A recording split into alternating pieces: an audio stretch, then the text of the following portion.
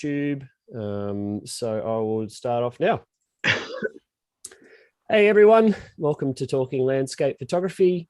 We have with us tonight Len Metcalf. We're very, very excited to have Len join us. I've followed Len for a long, long time, and his work is really exquisite, and he really thinks about the work that he does. And I think we're all in for a treat tonight, just in terms of Len's ability to explain different concepts, and also talk about simplicity in the landscape, and actually finding photographs in the landscape and being creative with that. So should be a very, very enlightening show. So yeah, thanks for joining us, Len.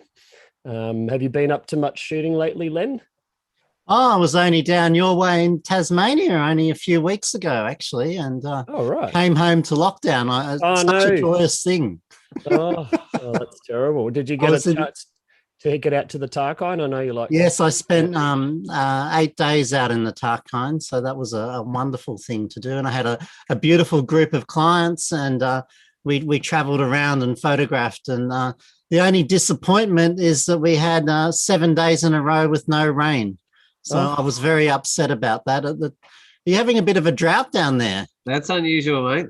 Well, we're just we've got plenty of snow even at the moment, so it's sort of the fortunes have changed that way. But yeah, we're about to get hammered with rain, actually, particularly up in the north. So yeah, if you'd been here now, you would have seen a lot of rain. They've got flood warnings out for multiple rivers.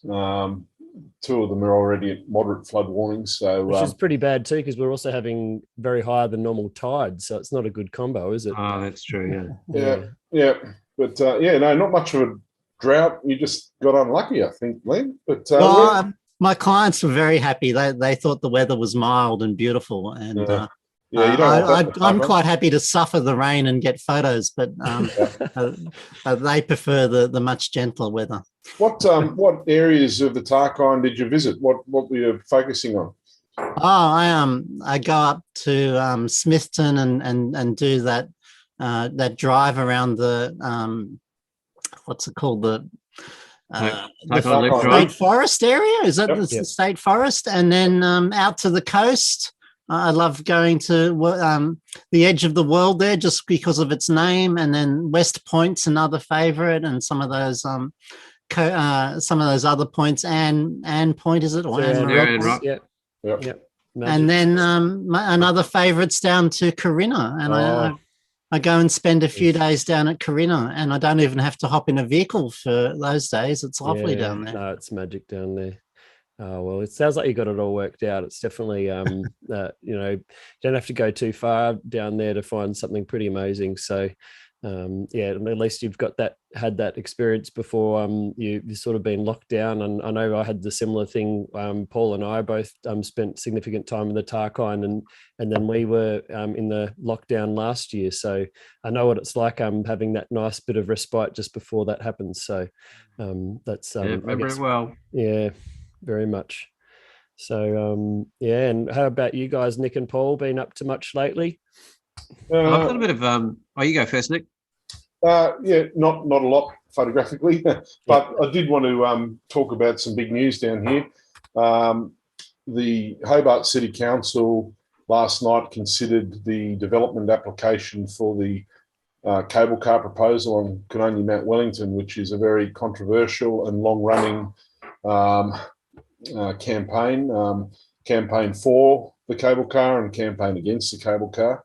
They recently submitted a development application which was assessed by an independent body, independent of the Hobart City Council, and they put out a report recommending its refusal to the full council on 21 grounds. And that went to the full council last night, and there were quite a number of deputations made by various groups, interest groups, and some for the cable car proposal, including the proponent, of course, and plenty against the cable car proposal. And I think Luke and Paul will be as delighted as I am that that has been refused by the Hobart City Council on the vote of 9 councillors to 3. it's not necessarily the end of it, but it's certainly a very big hole in the campaign to put a cable car on the mountain. And look, I acknowledge there might be people watching here that are for the cable car, and that's perfectly fine. But it's certainly something that I know I feel very strongly about. I know both Paul and Luke feel strongly about, and yeah, a it'd large be pretty part much of the community.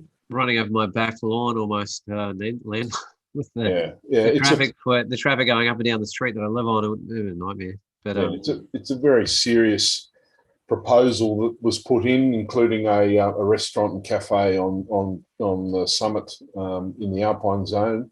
And look, there were an awful lot of reasons why people weren't keen, but it's been very, very, very divisive. And I think just based on the fact of how divisive it's been to the community, it would be best that it was put to rest. And I certainly hope that they don't take it to the planning tribunal, but I suspect they will, and it may very well end up in court at a later date. But it's going to be hard for them to overcome the grounds for refusal, and certainly based on what they submitted. And if they have to compromise on those, then it will change their plan dramatically, which may influence or impact on their business model, which may make it unviable for them to continue anyway. So it doesn't really sound very viable as it is.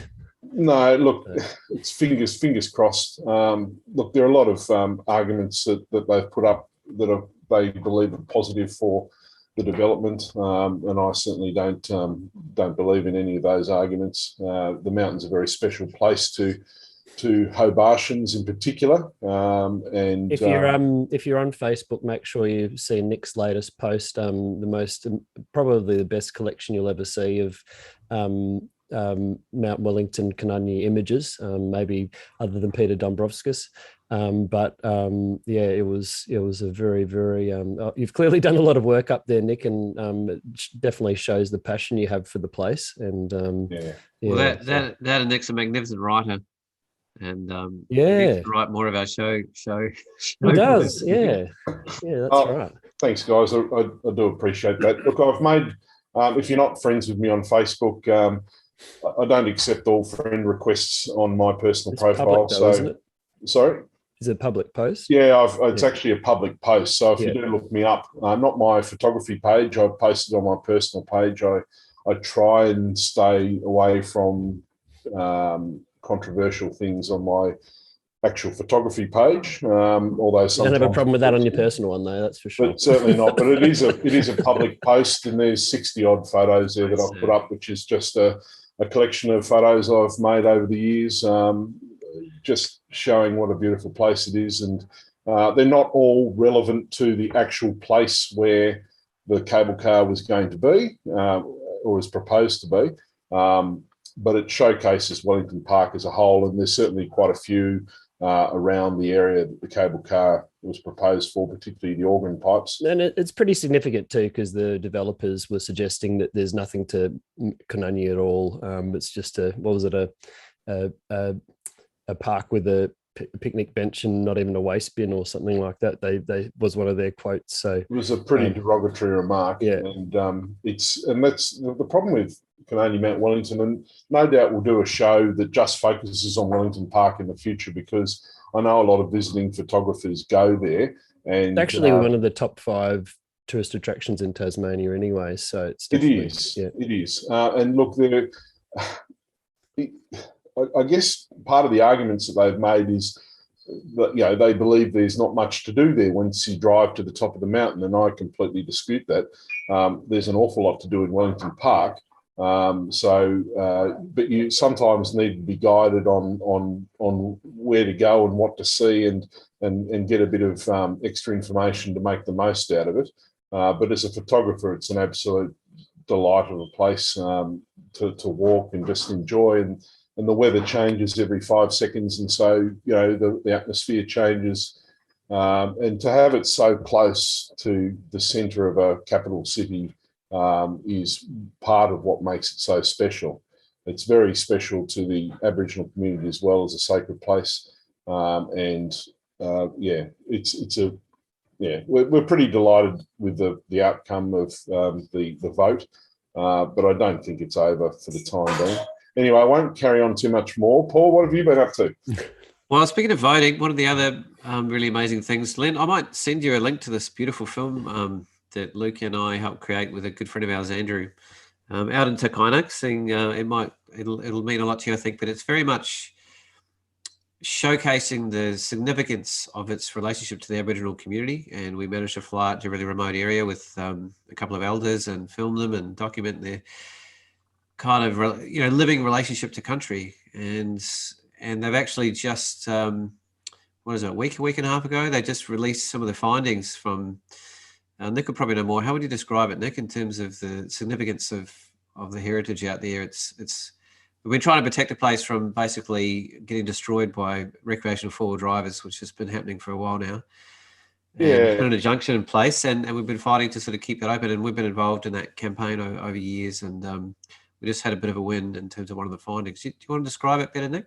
Well, the reports came out, and look, I'm not really completely up with the wording of what was brought out, but basically a report was made that the government commissioned into basically whether or not there could be workarounds to opening the tracks, whether it was going to destroy Aboriginal heritage or not, whether it could be mitigated, and basically the reports come back and said, yes, there will be damage, and no, it can't really be mitigated.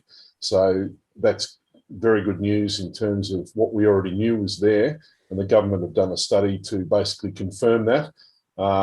It's not something that they would have liked from a political point of view, because the Liberal government did get re-elected based on reopening the tracks that the Labor government had closed. Certainly they didn't get elected on just that, but it was one thing that particularly the Northwest recreational four-wheel drivers would have voted towards that government because of. So, they're in a bit of a position where they've asked for the evidence. The evidence has been given, and it's not politically what they would have liked. So it's sort of a watch this space to see how and what plan they come up with in the future for the opening of those tracks. And it's probably best to say that there are a huge number of tracks on the Takainak coast, including a main track that goes from Tema, the last populated area, down towards down to Sandy Cape, which is sort of halfway down the wild Takainak coast. And the track continues on for a short period after that to a place called Sea Devil Rivulet. And it's legal and fine for four-wheel drives to access that track at the moment, and a number of side tracks. But there are further south from Sea Devil Rivulet's been closed because of the Aboriginal heritage, and quite a few side tracks have also been closed because of that heritage. And I guess the point that the Aboriginal community makes, and those that know the area is that there is access. There still will be access, but you just can't drive wherever you like. And to be frank, it's a bit selfish of those in the community that want every track opened up, because there's already a compromise in place. They can access the area in four-wheel drive vehicles. It's legal to do so, and they can do it with minimal impact to the Aboriginal heritage on those particular tracks. Yet they're not satisfied with that. They want to be able to drive wherever they like, which is. And there's no shacks or accommodation down there either, is there, in those sort of areas? So. Well, there are a few shacks south of Tema on the coast, but south of Sea Devil Rivulet. No, not until you get to the north side of the Pieman Heads, and that's traditionally accessed by barge over the Pieman anyway, barge or boat. And look, yes, they're not willing to compromise those that want all the tracks open, and unfortunately, I think the writing's on the wall that they will have to, and I don't think there's any plan to shut off four-wheel drive access entirely. I think the tracks that are open are proposed to remain open, and I don't think anyone's truly suggesting that they would be closed. And so we'll see where that goes in the future. But it's an ongoing fight, just like everything else in Tasmania. It seems to be an ongoing fight, and it's disappointing and disheartening that it's been like this for a good part of 50 years. And it's difficult. There's a lot of politics at play. And also the other one that's sort of active or sort of backing up a little bit, but still active, is the Tailings dam near Rosebery, isn't it? So I think Bob Brown Foundation actually just put out an open letter today discussing other ways that they could have dealt with the tailings, and so that was quite fascinating to read that. So yeah, there's plenty happening, and a lot of it's in the Tarkine actually in that area. So it's a very interesting area of focus for photographers, and no wonder you wanted to spend some time there, Len, apart from its natural beauty. So I was really, really shocked while I was there that I saw no evidence of people standing up for it. And I know there is a huge amount of environmental activism happening there, but not one person I interacted with, places that I stayed, or vehicles, there was no evidence. I came across one sticker that said, save the Tarkine. And I've actually asked people, and they say, oh no, it's safe, and there's plenty of pines down here, and don't worry about it. But I know full well that that's not true, and that's just the propaganda that we're being fed, that hardly any of it is preserved, is it? Most of it's it's like 95 logging and mining and all sorts of terrible things. And I found that incredibly sad that people weren't even talking about it, or it wasn't even in my face anywhere, even while I was standing in wilderness lodges in the area. So I found that incredibly disheartening, that it can be quelled and squashed so strongly by our media and our government that it's not something that I would see in Sydney unless it's someone like me, and people go, well, where is the Tarkine?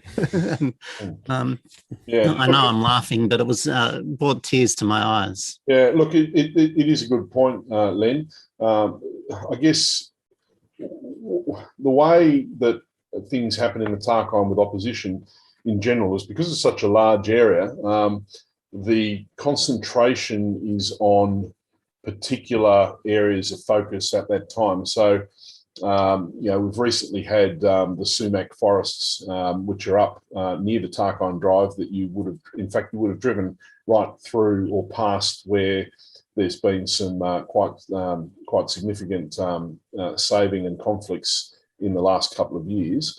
Also, through you've got the Rapid River forests, where there was certainly a big campaign, and a lot of these campaigns have actually successfully stopped logging, or at least put it off in those coupes. So Sustainable Timbers Tasmania, or Timbers Tasmania as most of us call them, they put out a plan. It's a 3-year plan, and they earmark areas for logging in that 3 years, and they earmark coupes that are called contingency coupes, which are sort of, if we can't log in somewhere that we've planned, we'll go to a different one.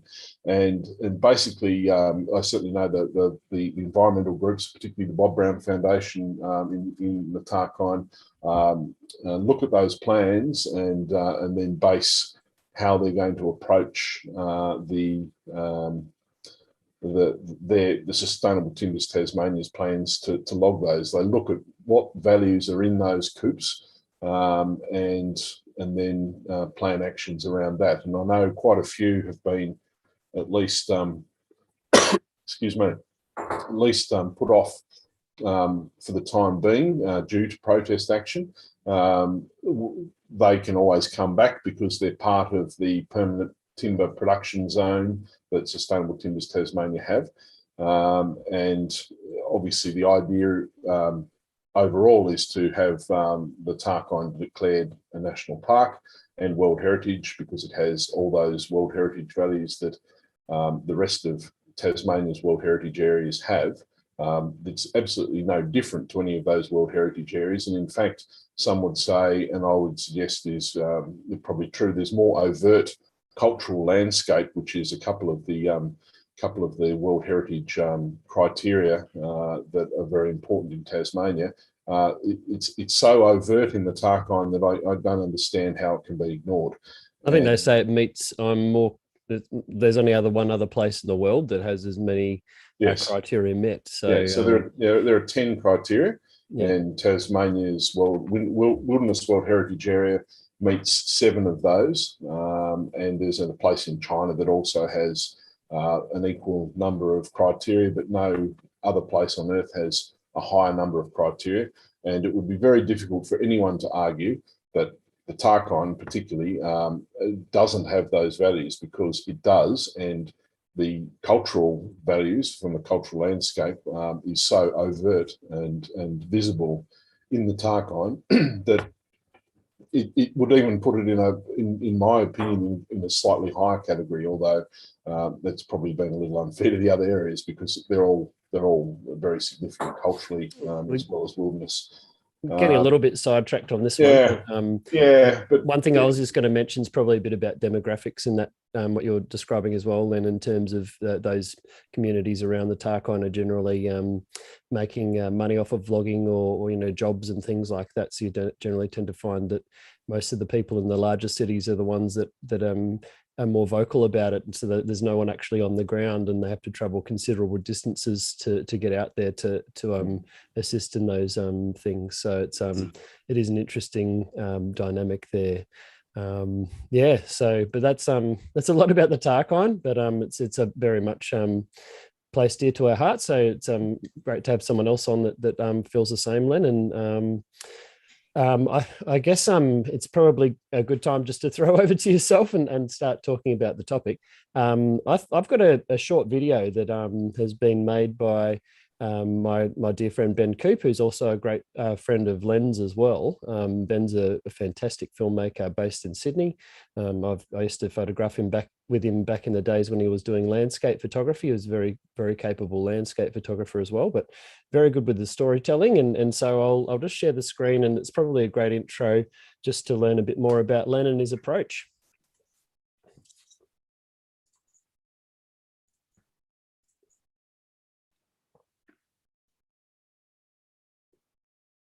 One of my drivers is seeing me.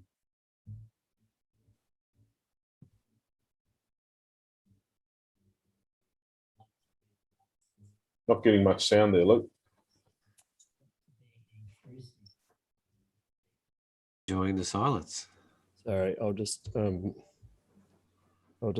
I stuffed up the share, unfortunately, which is not very handy.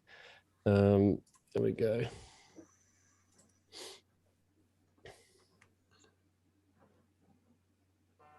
One of my drivers is seeing me.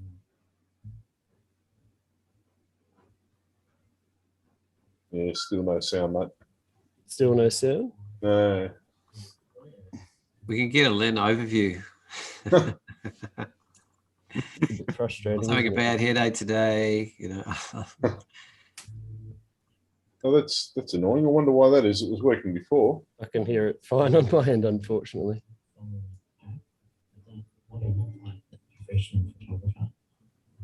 Where's the filming happening? That looks really this is down at Jarvis Bay, and Ben came and stayed with me for a few days, and we put together some other things as well. And I'm very, very impressed about his cinematography here, and the story that's going on here is about me talking about preferring to be seen and thinking about myself as an artist rather than as a photographer. That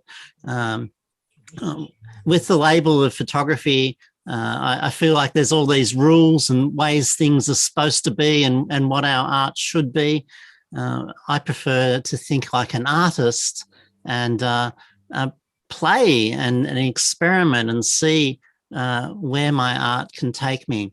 I also talk a little bit about, keeping things very simple. And as you can see, I'm wandering around there with just one camera in my hand and a lens, and that's it. And there's a little bag over my shoulder there that I can put it in when I need two hands to climb up things and wander around. So quite a special little piece. And if you want to listen to it, it's sitting on my website. And Ben's business is called Leap Productions. Leap Films, you can see it on his YouTube. His Vimeo channel there. We want to link to that on YouTube and in our chat, perhaps, Luke. Just so if no, we people will. can And get the sound. I apologise for that. We did test it before the show, and it did work. So, but we'll also include a link to that little clip in the description of the YouTube show as well. So we can catch that. Then it probably also avoids any copyright strikes for music that Ben might have used in his video that we're playing on ours. So not always a bad thing when that doesn't happen. I think there's a few qualities that come through on that visually without even the sound, and there's this sense of poise and grace and slowing down and stillness and reflection of process. Like, I feel like we're getting a glimpse into your mind, Len, and I think that's not an easy thing for a filmmaker to create, that comes through authentically. And I think Ben has really captured that there. And I definitely. And I spent, 30 years wandering around with a large format camera and quite an exponent of slow photography. And I had a few exhibitions around that whole theme. I used to wander all day and take 3 photos. And today, with digital, I don't have to worry about the cost of film and getting only one shot and all those sort of things. So I do like to wander slowly and simply and see what happens. And when something captures my attention, I'll be lost in it and take lots of photos these days. So I have these moments of frenetic energy as well. Do you put a limitation on yourself sometimes in terms of the quantity of images you take? Is that a sort of a strategy that you've employed from a creativity perspective, just to, sometimes these limitations are actually, they can actually help with creativity? In terms of actually number of taking photos, no, not at all. And it's because I came from large format. To take a transparency, it cost me $20 when I was 18. So that's 35 years ago. That was a huge amount of money. And I remember I'd save up for one box of 10 sheets of film and I'd get it delivered from America. And that was my allowance for weeks to take photos. And every time there was a bad one, I was incredibly disappointed. So now I just take as many as I feel like. And I really get it. I've got a strong finger from pressing the shutter and I don't worry about that. But in terms of limiting myself, I really do work hard at limiting myself. Like I use one lens. I use a equivalent nifty 50 for all 95%, 98% of my photography. I work in series. So I have a huge box of prints and I can add one in there tomorrow and it looks like one I took 10 years ago. And I'm working on books and publishing and all those sort of things. And I'm very, very cognizant of the idea that I want them to work as a series. So there's a whole lot of other limitations that I strictly put on myself. And I ride in them in a wave and wander through them. And then I might come out of them and then go off and do a bit of color or something or shoot a few panos or something. But then I'll go back in to this period of working very, very strictly on my bodies of work. And I'm always trying to add stuff to my body of work. Well, there's actually many bodies of work. So Len, do you have one of the things I find if I'm operating at capacity is when do you stop? When is it enough? When is the series complete, or is it ever? Do you have any thoughts around that? Yeah, it's never finished. And I love that aspect that it's never finished. But there is a moment where you have to do something with them, whether it's an exhibition, a book, start publishing them and showing people, putting them together into a series. But that doesn't stop me actually working on the series, because it's those projects come from the internal me, the part of me that wants to express something very, very important. And so I'll keep revisiting places, I'll keep working on them, and that body of work will get to quite large, and then I'll dip into it and then pull out a book, or I'll pull out a series of 10 to put in my magazine or something like that. So I find myself sucked back into them. Like probably, and you'll notice when you see some of my work, that one of my biggest series in my whole life is just trees. And I can guarantee I will never stop doing that until the day I die. It's such a driving passion, and there'll be a book about it now. There's already been one, and then there'll be another one and another one and another one, and it'll just keep going back into that series. Yeah, that's wonderful. I'm really keen to hear about your beginnings and how you've evolved to where you are now, Len. You've got a fairly fascinating story, and I think it'd be great for everyone to sort of hear where you've come from and where you're journeying to. Well, I learnt photography from my father, and I was so young I can't remember.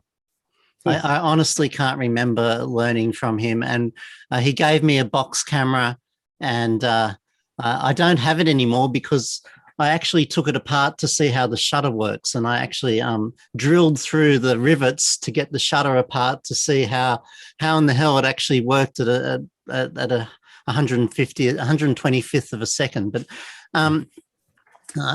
probably in my about 10, 12 is somewhere in there, I was given an SLR, and we set up a darkroom in the laundry, and I started shooting black and white film.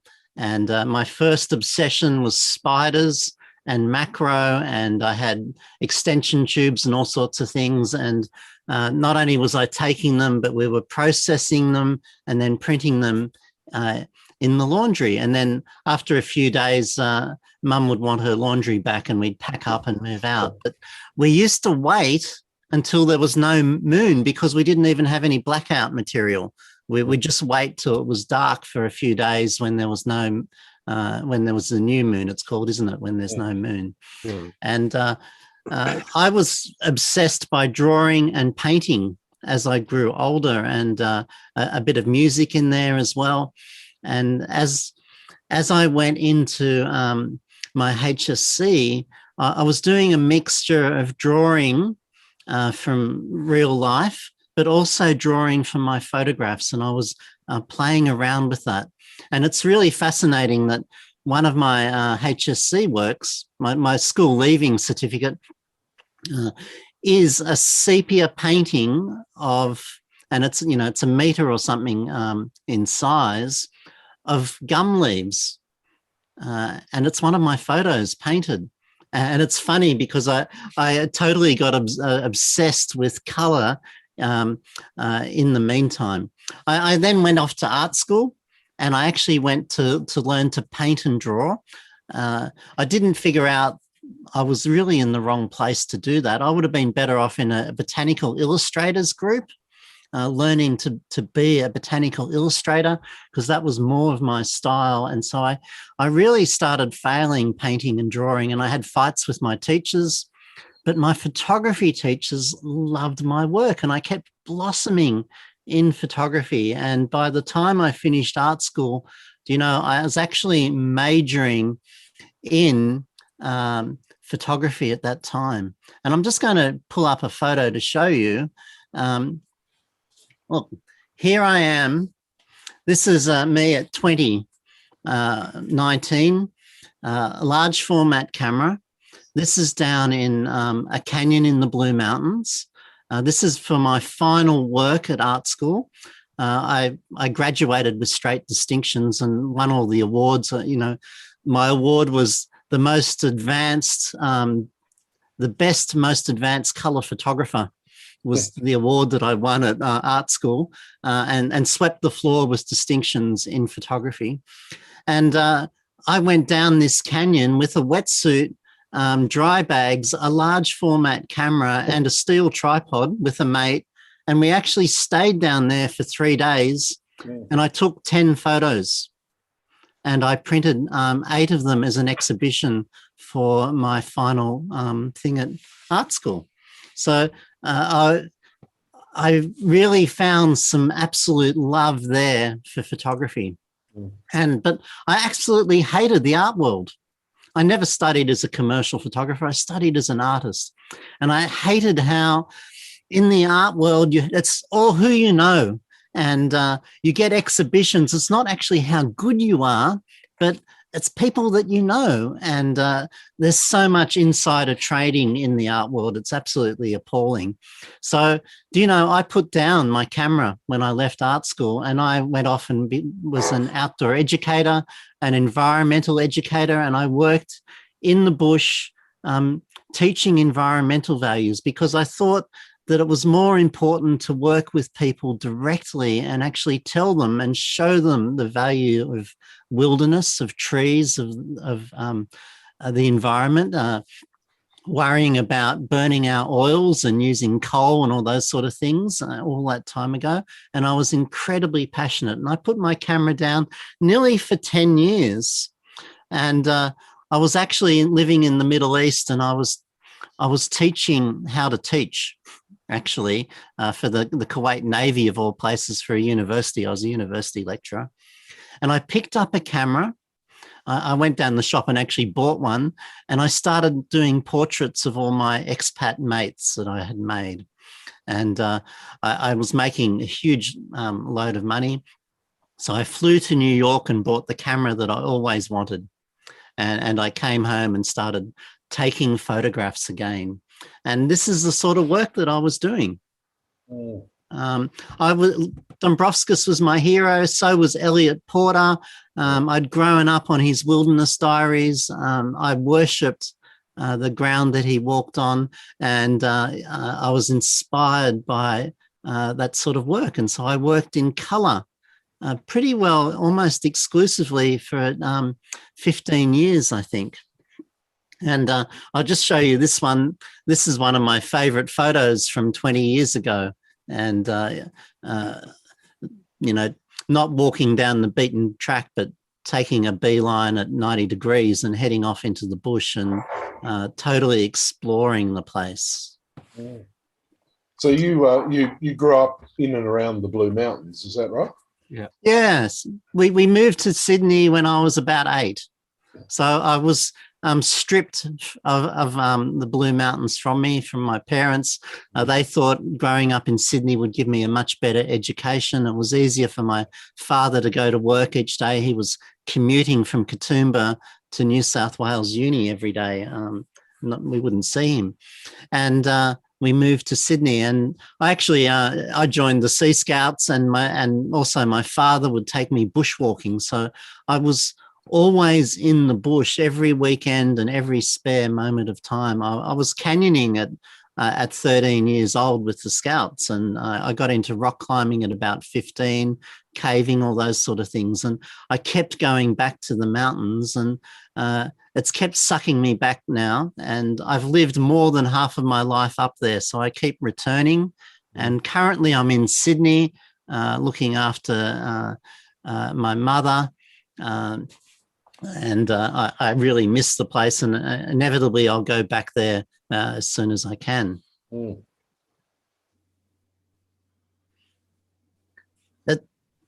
It's fascinating. My flatmate said to me, I opened a gallery in the year 2000 in the Blue Mountains with all those beautiful colour photographs, and my mate said to me, why don't you throw in a few black and whites, Len?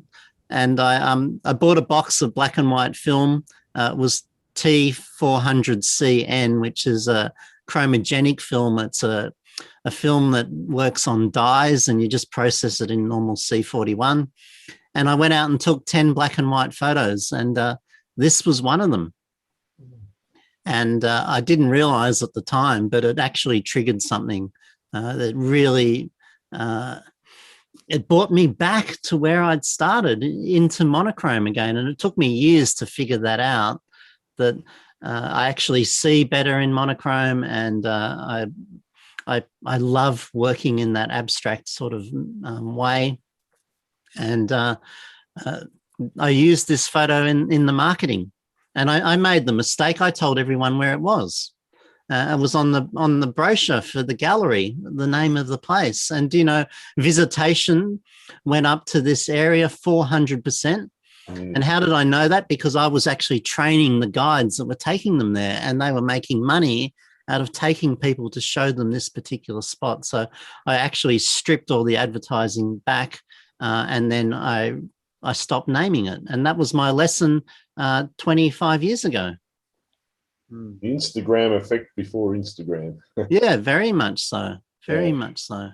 I think something could be said too for the visitation to places that Dombrovskis photographed as well many years ago. So I think it's just a natural thing when people become aware of places to want to see them for themselves. And but then, yeah, if you can hold back that the naming as such, then it just takes that puts that barrier in there automatically, doesn't it?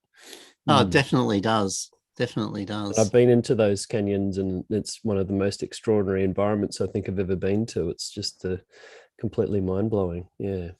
It's absolutely fascinating that, you know, the majority of Australians don't know that we have world-class slot canyons in the Blue Mountains. You know, no doubt about it. Yeah. We flock to, is it Utah? Antelope Canyon, all those ones. And there's thousands of people. And yet we have what is considered in the canyoning community around the world one of the absolute best slot canyon areas in the world. Right at our doorstep here in Sydney, there's the Blue Mountains is absolutely covered in these places, and they're absolute joy to photograph. But this one, you know, you have to swim there for an hour in a wetsuit in really freezing water. My camera's in a dry box, a tripod, and then walking in a couple of hours to get to there. They're not easy places to get to usually. Pretty fun though. Oh, absolutely. Absolutely fun. Len, how else would you describe the influence of this landscape on who you are and how you see? Oh, that's an interesting question. It took me, well, can I just backtrack one little bit? And I think that photography is a great teacher, and I think art is a teacher, and I think photography holds up a mirror to myself as to who I am.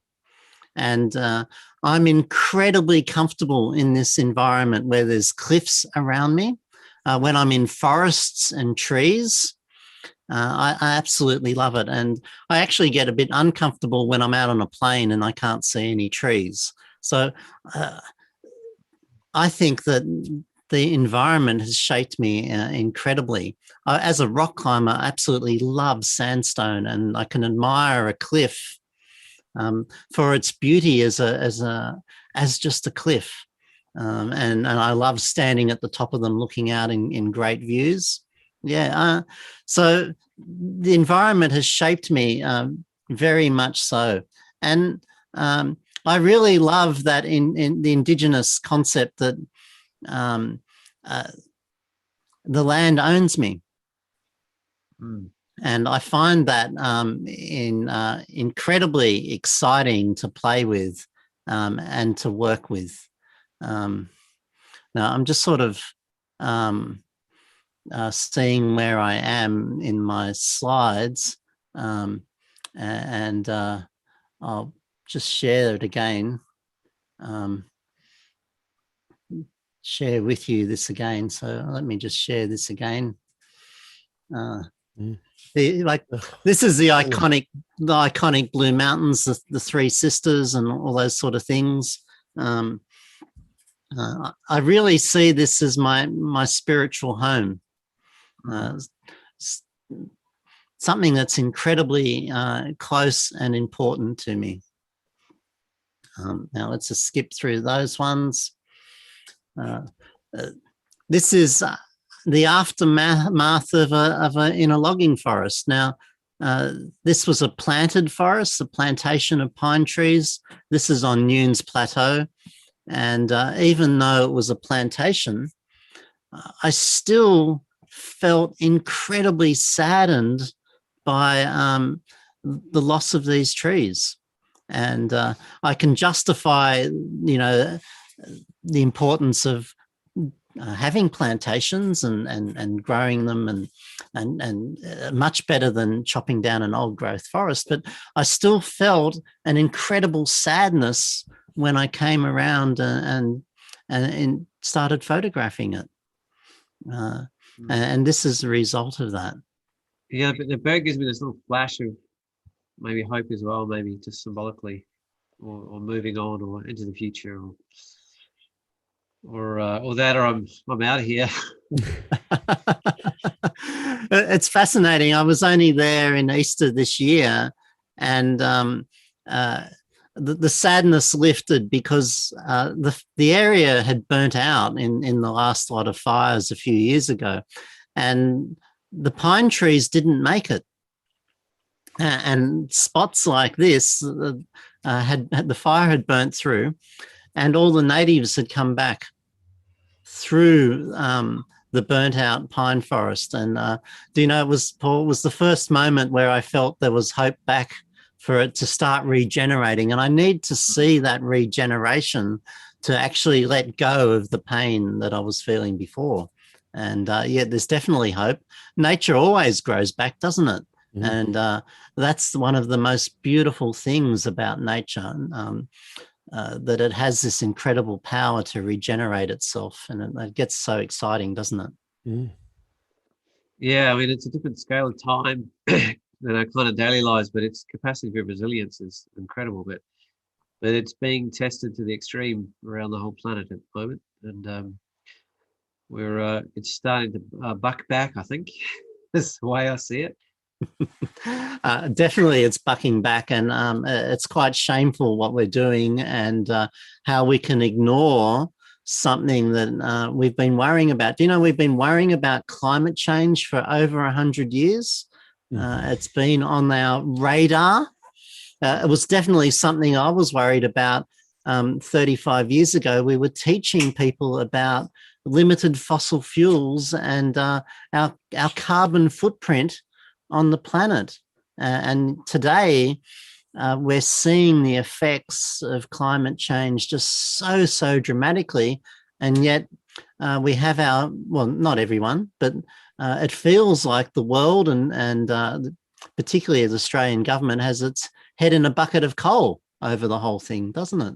Yeah, that's an apt description, Len. Yeah, it's certainly scary how little is being put towards the future. This societal kind of in the moment, and the advantage for now at the cost of the future is just crazy. It's easy to get caught up in day-to-day life as well, but I'm not living off the grid or completely out of the system, Mm. So Len, you've had a big transition from your career. It's describe that transition from traditional monochrome to sepia. Like, we see it coming through the images already, but obviously that's become a significant part of how you see and how you choose to present your work. Do you want to talk a little bit about that transition? Yeah, I didn't really see it coming, and I didn't understand it at the time. I had tantrums along the way, and I didn't set out to be a monochrome photographer or anything, and I definitely didn't plan out anything. I didn't plan a look or anything. I was just, as an artist, I love to find my way, and I believe that by making art, making photographs, creating photographs, that they will show you the way. And, you know, when you asked about taking lots and lots of photographs, each one is a step towards seeing better and teaching me where the photograph is that I really want to find. And I absolutely love that journey. So I sort of kept stumbling into things, and I bought a few digital cameras, and I'd take color photos with them. And, do you know, I absolutely hated the color photos that came out of it. I think the only ones I really liked were when I'd take them to rock concerts and take a few photos of the musos and the audience, and in the, you know, the really bright colors. I quite enjoyed it. And it wasn't until I actually picked up a mirrorless camera. I actually won one in a competition, and I turned the camera, I turned it to square as soon as I picked it up. I went, oh, this has got aspect ratios. I'm sick and I'm over all this, all these other shapes, and I particularly hate 2x3, and I'm not really too happy with 4x3, and I can get away with 5x4, but I turned it to 1x1, and then I turned it to black and white and started taking photos, and suddenly I'd found my a really beautiful place to work. But in the transition to get to there, before that, I'd had a darkroom at home, and I was still printing in my darkroom, but I also had a large format printer, and I was scanning the work and manipulating in Photoshop at the time, and actually printing digitally. And I actually honestly found so much more satisfaction printing digitally than I ever did in the darkroom. And I'm a bit hypoallergenic. I go into the darkroom after dinner at 7 o'clock at night, and I come out at 5 in the morning, and I have a splitting headache, and then I have to sleep all day, and I feel really, really sick. Now, I've probably overdone it in there with the chemicals, but I become that obsessed that I'm in there for that time. And so even though I feel quite skilled in the darkroom, a digital darkroom just gives me an incredible, immense power to work my photographs and to produce them exactly the way that I like. So I think that transition started before I even got to digital capture. And then once I put a fixed manual prime lens on that mirrorless camera, I was off, and I actually didn't actually stop. And slowly I noticed I wasn't using my large format cameras anymore. I wasn't using any film, and eventually in a pool of tears, I took my beautiful large format cameras down to the shop and flogged them all. I actually regret that. So, Len, you said that you switched your camera, the mirrorless camera that you won, to the square aspect, and turned it to monochrome. So, I guess a lot of the way that photographers do things these days is they capture everything in color in a raw format, and then they process and crop in post-production. Are you saying that you're capturing specifically black and white images direct from the camera and working with what you get there, rather than photographing in color and converting later in software?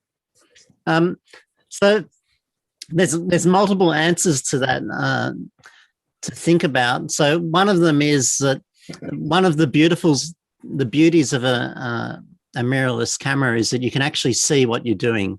So you can see your exposure adjustments. I can actually see the monochrome conversion in the viewfinder. And I find that absolutely incredibly powerful.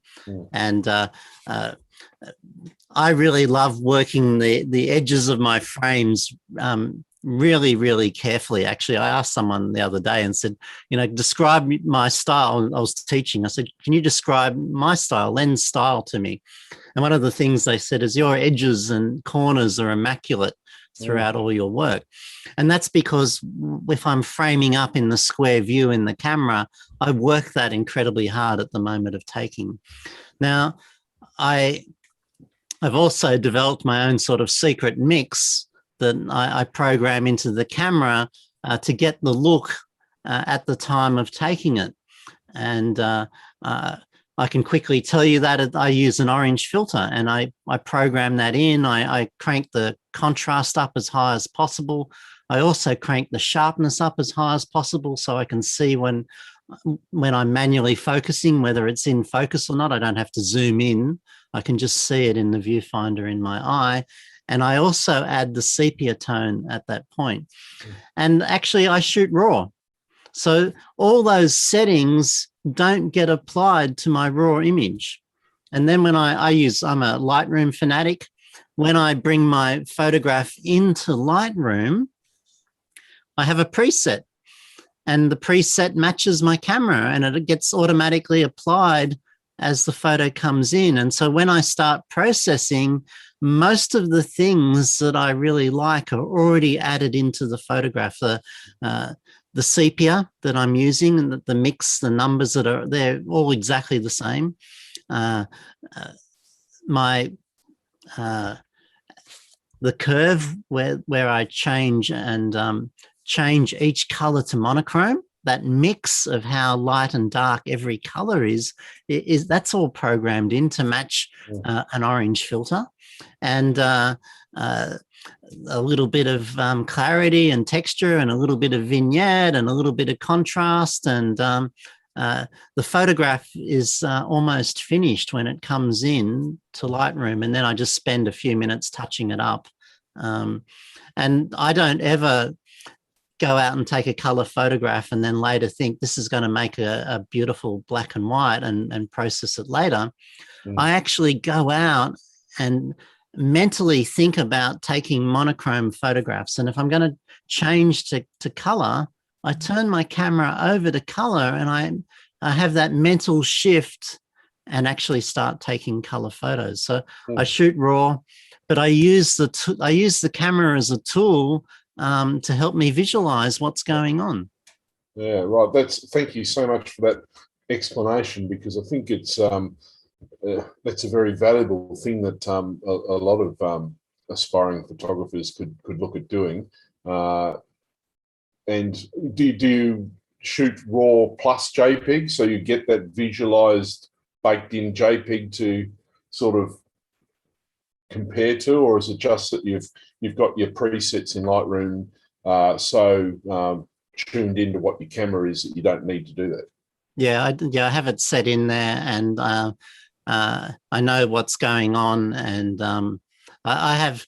We can argue and talk about my creative side and my artistic side, but under there's also quite a logical side. And, you know, I have my histogram displayed when I'm shooting, and I'm very mindful of what's going on, and I know where I want to take the photograph. And I'm calculating some of those things at the same time. But there is an exception. Sometimes I'm using a different camera. Like the one that's videoing me now is a Lumix. It's got the most beautiful high contrast mode, and I can't get close to it in Lightroom. So in that camera, when I'm using that mode, I definitely switch to JPEG and RAW. And most of the time when I'm doing that, I'm actually using the JPEG. And but the rest of my work, and when I'm just shooting RAW, and I don't worry about it. I also, Nick, it's a really fascinating thing is, and I found this is quite common with a lot of photographers, is when I first take a photograph, I dislike it. And I look at it on the back of the camera and like, oh, that's no good. That isn't what I was trying to achieve. And I get them home and I put them on the computer and I think, oh, that was a terrible trip. I didn't get any good light. I didn't take any good photos, and I'm grumpy with my work. Yeah. So, Nick, I put my work down for a year, 2 years, and then I come back in a period long enough to have forgotten taking the photo to assess it for what I've got on the screen. And I start from there and then work it. Yeah, You're sort of taking the emotion out of like what your preconceptions of the image are, and you can sort of see it for what it is. Yeah, and I hate that because I get so upset it's not what I was trying to do. Yeah, that's a really good approach, and I know there are quite a few photographers that do that.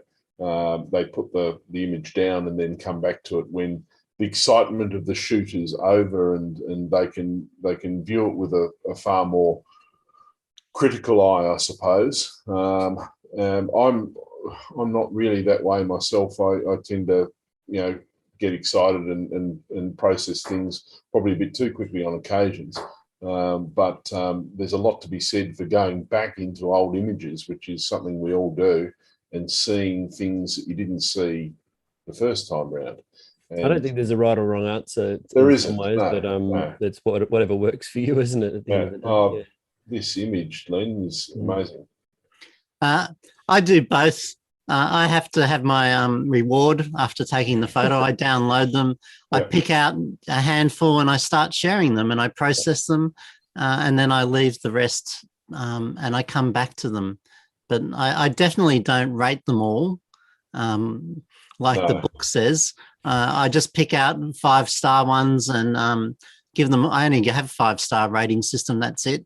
And if I like a photo, it gets 5 stars. And later I come back, and when I come back after a few years, I'm looking with a different eye, without that emotional contact exactly. So I'm both. And Luke, I totally agree with you. There's absolutely no right way to be a photographer, is there? Like, that's a load of rubbish that we're fed by people that may be a little bit misinformed, or maybe a little bit too dogmatic or domineering in things. That's my opinion anyway. This image you've got on here, Len, is just absolutely brilliant. I mean, I'm completely drawn into it. It'd just be worthwhile talking for those that might be a bit newer into photography and looking at learning. And you talked about your corners and things like that before, and I immediately can see how you have composed this so deliberately to include things that are toward the edge that bring us back into the image, as opposed to being a distraction or taking us out. Can you just sort of talk through this image for us and those sort of qualities, if you know what I mean? Yeah, I think there's only one rule about the edges and the corners, and I picked this one up from Larry Fink, actually. And if you don't know his work, not that he's a landscape photographer, but it's worth looking into. The edges are always important, and that's it. And the reason that they're important is that they define the edge of the picture frame, the edge of the picture. And as you said, Nick, when your eye gets to the edge, what do we want it to do? We want it to turn around and come back into the photo. And one of the biggest things that lets us down in the edge is a distraction. And that distraction, if we get caught on it, can take us on to the next photograph, or we can leave that photograph. So being attentive to them is just thinking about what happens when the viewer's eye gets there. And I love to turn the viewer, I like to take the viewer right to the edge. And this is something very, very beautiful about working in a square frame, is it's very easy to get someone there. And it's incredibly easy to get objects to the side of the frame as well. And maybe that's one of the reasons I love it. But have a look on the top left-hand corner and that top side there, and you'll notice that I've got a few little leaves just poking in down that left-hand side to act as maybe a slight natural vignette that when your eye gets there, it turns around and comes back in again. And so that's deliberate, and I've worked that when I took the photograph, and I've thought about those things. Tree branch there as well, and it continues sort of pointing back to the middle of the frame. Yeah, and it doesn't just work beautifully? It just swings you back around into a circle. You mentioned a natural vignette, Len. Do you also add vignettes in post to achieve the same thing, or do you try and achieve that without having to darken the edges? as I got older, my vignettes get lighter, Luke. That's the truth behind that. And I think I was a bit heavy-handed when I was younger because I loved them and how easily they keep your eye into the frame. And now I look for more natural ones, and they keep getting, I back them off more and more and more, and I work them harder and harder. And you'll notice this one has natural ones, like down in the bottom left-hand corner, there's a rock and some branches there that bring your eye across in a triangular shape. Yep. And then your eye runs across that log. And then on the right-hand corner, there's another rock that darkens there, and that also acts as a vignette. Yeah. And then in the top right-hand side, I don't need one because those two branches are doing the same job. Yep. And you actually got this beautiful circle around the outside where you're looking through the hole at the scene in the background there. Now, I think one of the things that works for this photograph is the three-dimensionality. And when you said you're falling into it and you're wandering into it, that it has this really beautiful three-dimensional feel to it. And that's created through atmospheric perspective. And here we've got beautiful, beautiful thick mist filling up that space, and it's softening everything in the background. So atmospheric perspective works that things that are further away from us have less contrast, less sharpness, they're blurry, they're harder to find. So there's no pure black or white. The tonal range is quite compressed. And then when we come to things closer to us, in the background also they're blue, aren't they? So they're the mountains in the distance are bluer. And then when we come to things closer to us, they're in color, they're warmer, but they're also sharper and have more contrast range and much more clarity. And so that helps with the depth here. So this photo for me works because of the three-dimensionality of it. Yeah. Oh, look, it's just stunning. And anyone that's watching this, this image is a masterclass in composition, and the things that Len's said are so true. This is a study-worthy photograph for the students at home. It's just magnificent, mate. So, yeah, thank you for explaining that and talking us through it. And I love the Ned Kelly sort of character in the right there looking back at it. There's a bit of a monster there. Yep, you're absolutely right. Yep. There's definitely a big character in that rock face. Yeah, absolutely beautiful. The whole image is just full of character, and each corner of it has an interest which draws you back in, as you said. And every aspect of it makes me want to look around and look at everything, not just when we talk so much about having a point of focus in a photograph, and this certainly has a way of drawing you all the way through the image, but there's so much to see elsewhere, and the image just naturally lends itself to looking around and then looking to the next corner, but never looking out of the picture, never wanting to leave. And that's the absolute beauty of what I'm seeing here. It's just wonderful, mate. Thank you. The eyes bounce around and discover more and more, which is always it's always fantastic. I noticed that too with the last shot, maybe the last one with all of the trees and different angles. The more you looked at it, the more you saw in the background, which is just a real treat. Yeah, beautiful, mate. I really love that journey that you can wander through a work and keep seeing more and more rather than just one thing. And that's part of the game that creatively I'm trying to get. I tell people when they ask me what makes a good photograph, Len, and my answer is that I want to keep looking at it. And it's that simple. The longer I want to keep looking at the photo, the better it is. It's grabbed my attention. There's something going on there. Maybe there's an imagination thing going on, or I'm wandering into it, or I keep discovering things, or I want to keep looking at it. And, very, very true. Very true. And it sort of it makes me think of the Instagram instant sort of, I always go back to Instagram, but the instant satisfaction of modern photography and the it's almost like a cheap thrill. You get a burst of something and then you just want to move on. You don't want to look at it again. So you go, oh wow, and then there's nothing more. This image is the total opposite of that, and it's absolute delight. I really appreciate this one.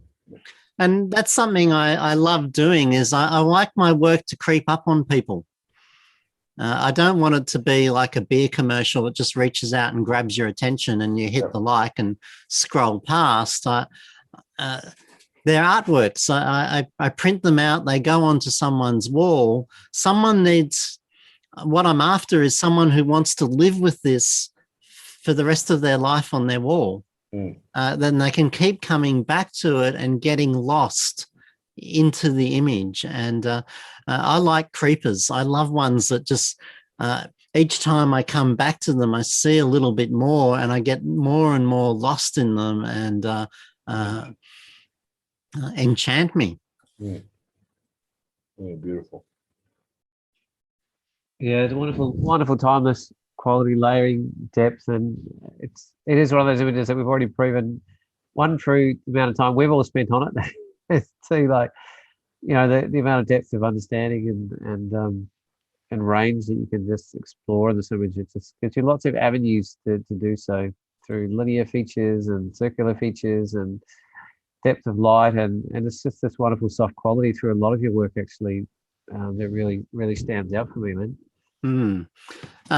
This is down at Fuba Steps in the Blue Mountains, and when I first went there, I raced down with my large format camera, and I had in my head, I have to take a photo of Katoomba Falls, and I wanted the keywords, Katoomba Falls. I wanted something of Katoomba for my gallery, and I raced down. It was a beautiful, still mist day, thick mist, but absolutely still. And I raced down, took one photograph, and I spent, an hour, maybe two, getting that photograph, and I raced back out again.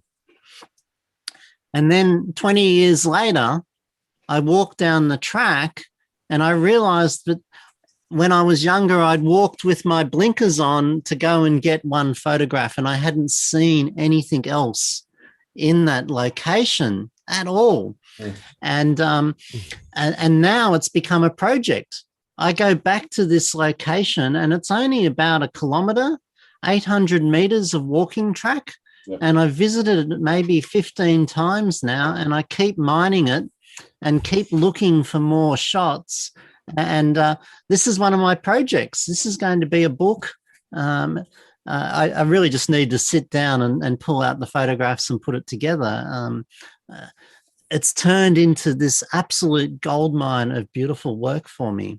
It's interesting. There was a recent article on one of the popular photography sites that talked about being, the fixation that people get on a preconceived idea of a particular photograph and at a particular location, and the just what you described there. The blinkers are on. You're heading there to get that photograph that you've seen someone else do, or that your nose there because that's the primary feature. It might be big waterfall or some other feature in the landscape, but there's so much more to see, and it doesn't matter whether it's a really beautiful location such as the Blue Mountains or even just your local park. There's always something there if you have a closer look. Yeah, totally. And we're talking about artists and being creative. If we go in with these blinkers on, it's really hard to be creative. We're pre-visualized. We're fixed on an idea, and we go and do it, and we come back from it. Today, I'm really happy just to spend hours walking slowly. We're talking about slow photography, about taking it in, about really seeing, walking past the hero shots, and really exploring and seeing what's there. And that's to me where real creativity is. It's um, getting rid of all those distractions in my life, and having a preconceived idea of the photograph for me is a distraction. One, because I'm always disappointed in it anyway. And my best work are ones that I discover when I'm happy, relaxed, I'm in the moment, and I'm in that sort of meditative state. Time disappears and I'm totally in that moment. And I'm able to perceive and see things fresh and beautiful. And like here, I look up and like, oh, the trees, the waterfall, it all comes together. And I can't even remember taking this photograph. And it all happens so easily and without stress or even without hard work. And they're the moments that I love. And as I understand my own processes, I want to get to that moment as quickly as possible. So I'm always revisiting spots, going back to the same spot, looking harder, and trying to get to that headspace as quickly as possible.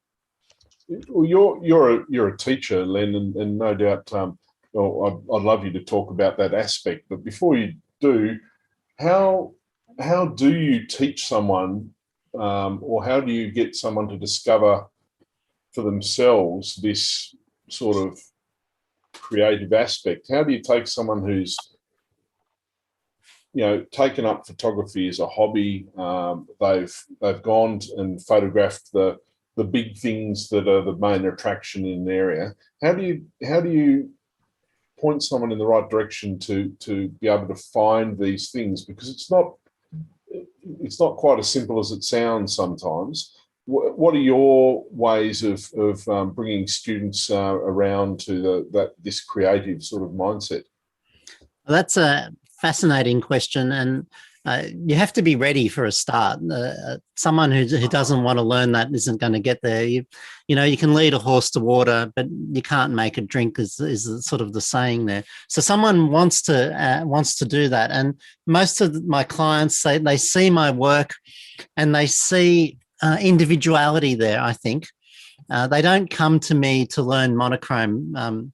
They usually come to me to learn creativity. So I'm really blessed with the most beautiful clients because they hunt me down and come to me and say, Len, I want to learn to have my own vision, to see, to be creative.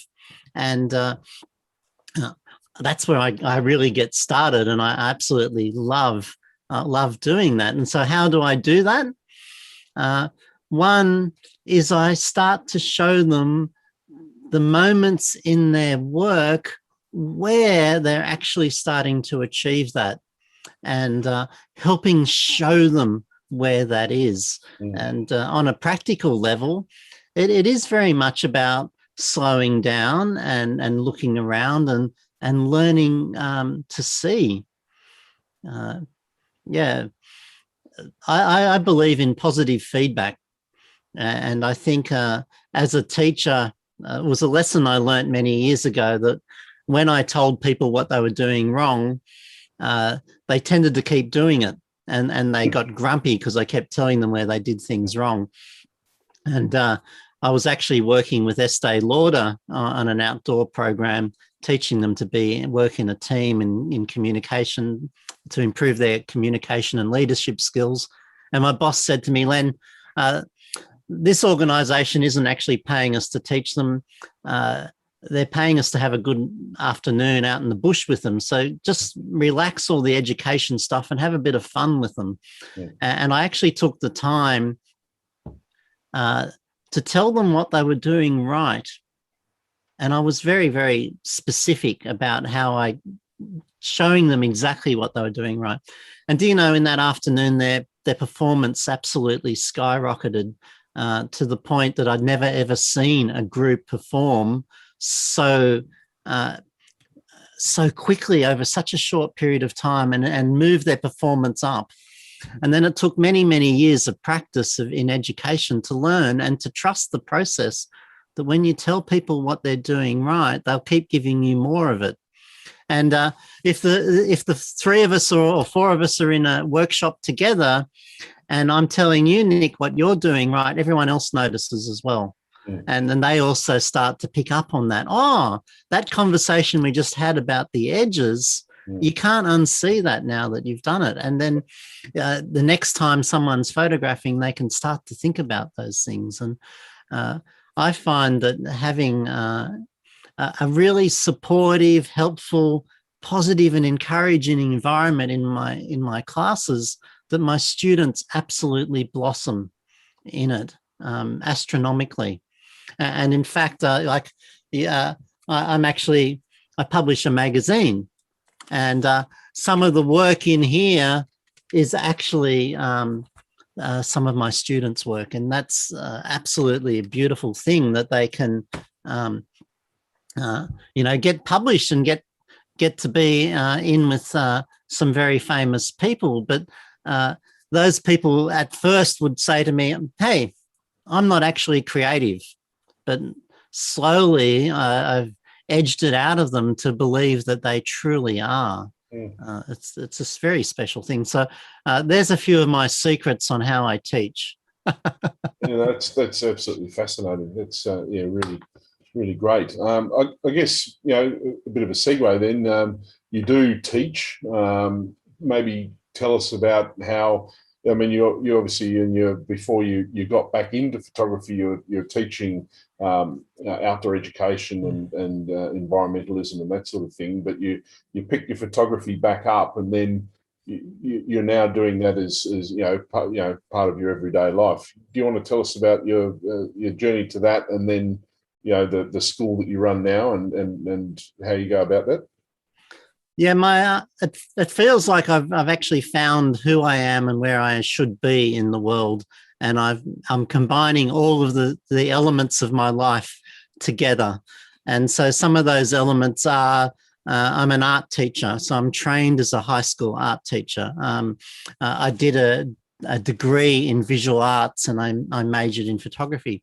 I spent many years as an outdoor guide. So, and in teaching environmentalism and people skills and leadership and teamwork and communication, all those sort of things. So I learnt to facilitate people, and I became incredibly skilled as a teacher. In fact, when I work for people, particularly with kids, I get the hardest group, because Len will handle it. He's really good with those difficult people. And yet I cruise through that without any stress whatsoever. And I've developed quite a lovely way of doing that. And then I actually ended up becoming a specialist in teaching people to teach. And I have a master's degree in adult education, and I've actually taught for university, and I've trained people to be teachers. I've taught all those workplace trainer courses as well. And I've also trained people to be outdoor guides. Now, photography underneath all that and art has been this passion that has continued all through my life. And I opened a gallery in the year 2000, and I actually thought to myself, I should give up teaching. I've had enough. I want to give some time to me just to take photos. And I opened the gallery, and I discovered that I'm not really a shopkeeper, and I shouldn't really be standing in a shop when it's beautiful weather to be out taking photographs. So that really didn't work for me. And then I had someone who came to work with me, and I mentored them. And I kept thinking about this process of mentoring them and taking them somewhere further. And one day I decided, well, maybe I should try teaching it. So I sat down, and I'd been thinking about it for a year or two, and I wrote a course, and I wrote it in an afternoon. It just poured out of me. I put an ad in the local newspaper up at Coope, a year-long masterclass with Len Metcalf. And it's one night a week for a year. And come and learn from me. And I had 6 students. We had an absolute ball. We had an exhibition at the end of the year, and things went really well. And they went and told all their friends, And the next year I had 20 students, and that was enough to retire from teaching outdoor guides at TAFE, where I had a permanent full-time job. And that was 10 years ago. And that's when Len's School was really born. And I think I'm incredibly different to the majority of photography teachers out there, that I have an educational background. I was going to actually ask you about that, how you thought about that, Len, because you obviously have formal training in education, and then there's a lot of photographers out there, including myself, I suppose, who run workshops where that, you know, education's a part of that, but there's no kind of maybe structured approach or any thought put to how that's actually delivered. I don't know if you can comment on that at all, or have any thoughts about that, or if yeah. Well, my recommendation is, Luke, we should do something together, and I'll show you and I'll help you with your teaching, and happily mentor you and work with you. And I've been doing that with photographers all around the world, and actually shifting how they do things and how they think about their teaching, just with a few little thoughts and trying some different things. And I don't run very many tours. I run workshops, and we take printers and we print our work, and we do critiques, and we have a classroom. And you come to class and you bring a notebook, and we sit down and we work, and we do exercises and think about things. And I think it's wonderful, because I get to pick up people that go on all these other trips, and then when they reach this moment where they go, well, I want to understand my creativity a little bit more, that's when they come to see me. And so I don't have to teach anyone f-stops anymore. That's my students are intermediates that have this passion to be more creative. And that's when they turn up. That's brilliant. Yeah, I'm really lucky, you know, they're the most lovely people, and I get to have the best time with them. And also I get to take my best work when I'm out with them. Yeah. It's so exciting. So how do you, so how's your school set up these days? If anyone's interested in seeing what you've got to offer, what can you tell us? Well, everything. I'm just cancelling trips left, right, and centre. As you know, Sydney's in lockdown at the moment. I've lost my income for the rest of the year. No. I had a trip to Western Australia. I had one to Kangaroo Island. I even had one to the Snowy Mountains in 2 weeks' time. So they're all gone, unfortunately. I have an online school, so I teach online, and it's called Lens Club, and I have I record videos, and I have classes on there, and I have a forum and all those sort of things, and that's incredibly good value to join, because there's I think there's over 100 hours of video of me teaching on there. It's worth the joining fee alone, but I actually hold a class on there, and I'm just about to release actual online workshops, and so I think the first one coming up, which will start in September, will be on monochrome. And so it'll be a 3-month monochrome workshop that I'm teaching as well. But mostly I tend to do week-long trips. And next year I've got an abstract week, and I do a retreat as well.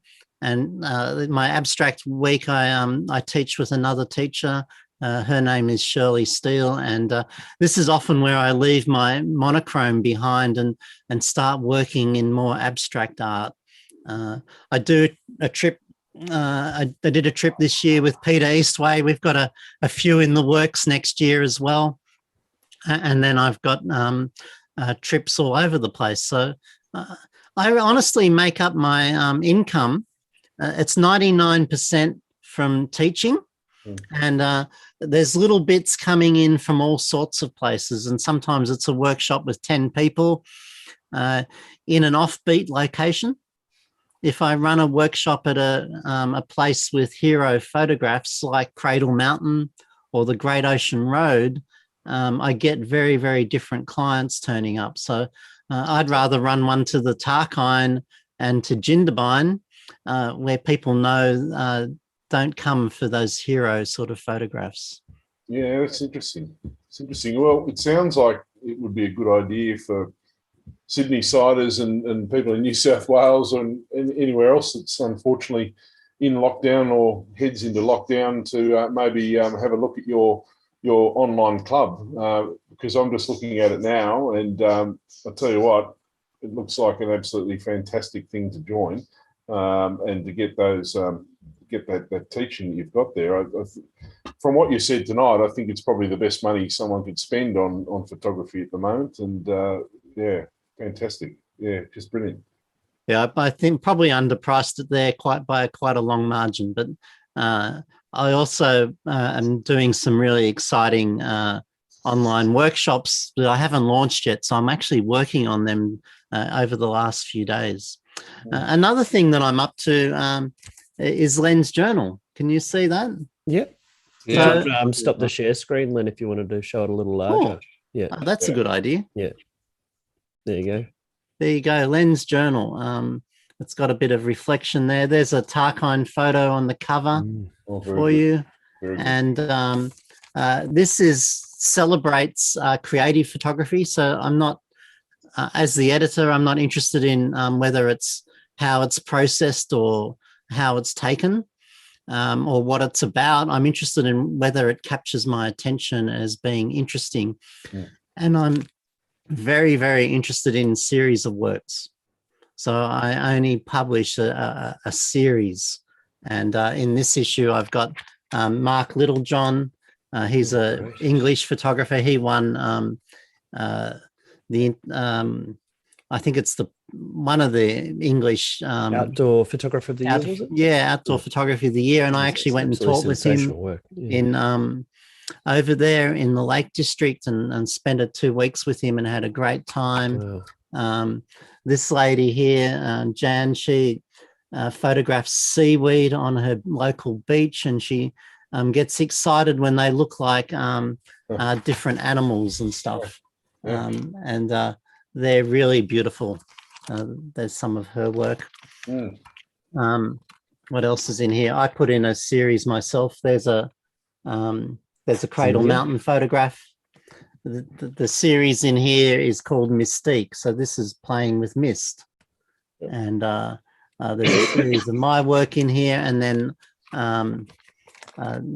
here's another series. This one's a beautiful close-ups of flowers. So this is a limited edition, actually. And each one is numbered and signed.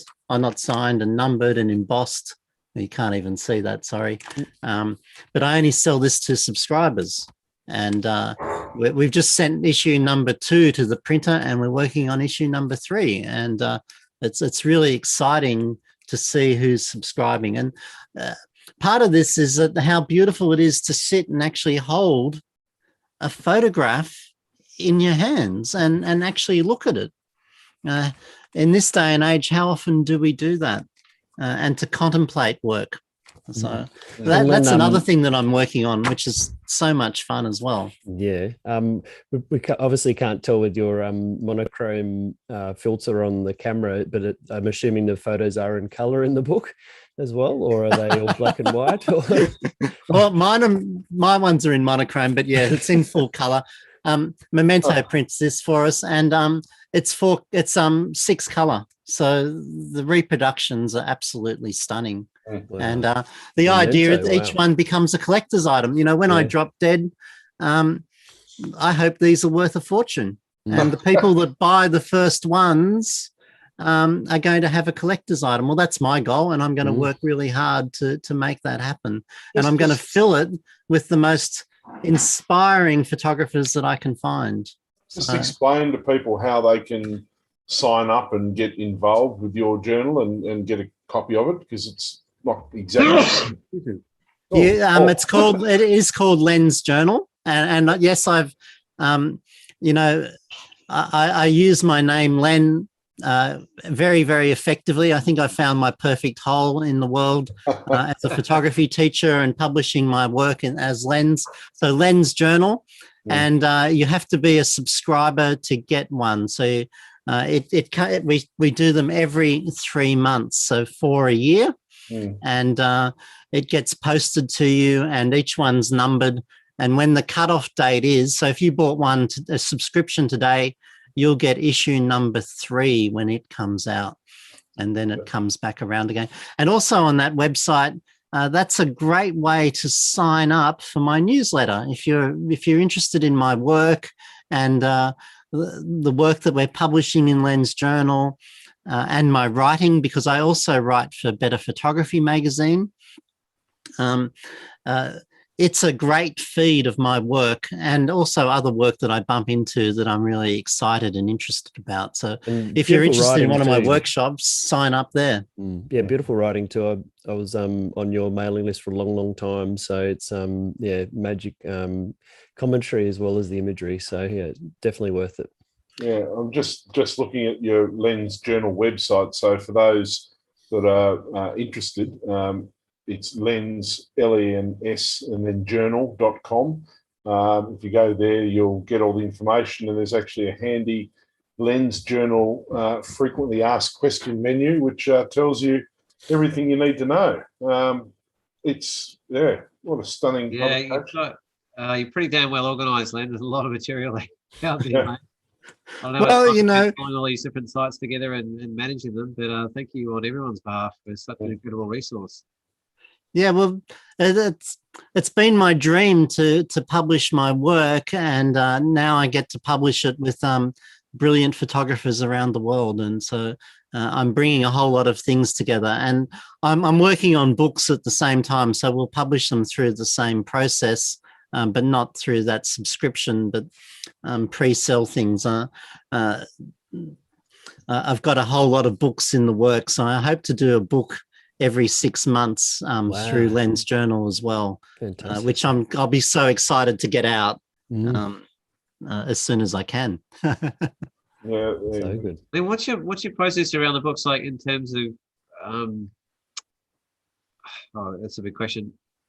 How do you set it up in terms of the subscription side of thing? Like you do print on demand with Memento, and then you do like you won't publish it until you got a certain amount of people interested, or you just go ahead and do it. And well, this is interesting. No, I don't use print on demand because that adds an extra price to the work, and I'm really interested in limited editions, and so I have a cutoff date for the journal, and whoever's subscribed on the cutoff date, that's how many I get printed. And I get it. You have to buy in lots of 25 to keep the price down. So I might have a little overrun, and then I sell them individually as well. And then every 3 months, that money comes out of their account, and they're in the subscription for the next one. And what I learned, Paul, from doing this is that I have enough fans to sell them to. And it's given me the confidence now to do a book. And I'll do the same thing with my book, is that I'll put it up for sale, and I'll do a pre-sale and figure out how many is likely to sell. And then I'll do an overrun, and I'll invest some money in doing an overrun, and then I'll do a limited edition and get them printed. And then once they all sell out, I'll wait a few years, and then I might do a second edition or something else at that point. But it's given me the confidence that I can actually do this. And it doesn't make money, but I don't lose money on it either. And it's really exciting how many of these I've got boxes of them to post out. So that's really, really exciting. And you have that many fans willing to do that. And you mentioned it's not really about the money. I'm assuming, like in terms of that, it's much more about having more of a legacy or something, like your work living on through the materials that you're producing, and that's probably more satisfying than anything. Yeah, it definitely is. And my print sales are quite low, and I couldn't definitely make a living. I couldn't make a living on print sales. Although when I had a gallery, that changed things, because very much a thing that you have to see to fall in love with. So it very much is about a legacy, but it's also it's a platform, a way of getting my work out. And even in the first issue, it's done wonderful things for people. One of the people in there, they've already got a few exhibitions secured, because when they went to the gallery, not only would they take their prints, but they go, hey, look, I'm in here as well. Cool. And so for them, it's become really rewarding. And the response has been phenomenal. It's absolutely fantastic how many people are wanting to hold the work in their hands. So, and then when I reach out to people, it's like, yes, I'll be in there. And that's really exciting as well. I couldn't see anyone refusing to be in there, Len. To have, you know, someone of your talents curating something like that, I think it's going to be an honour for anyone to be in that journal, and what a treat.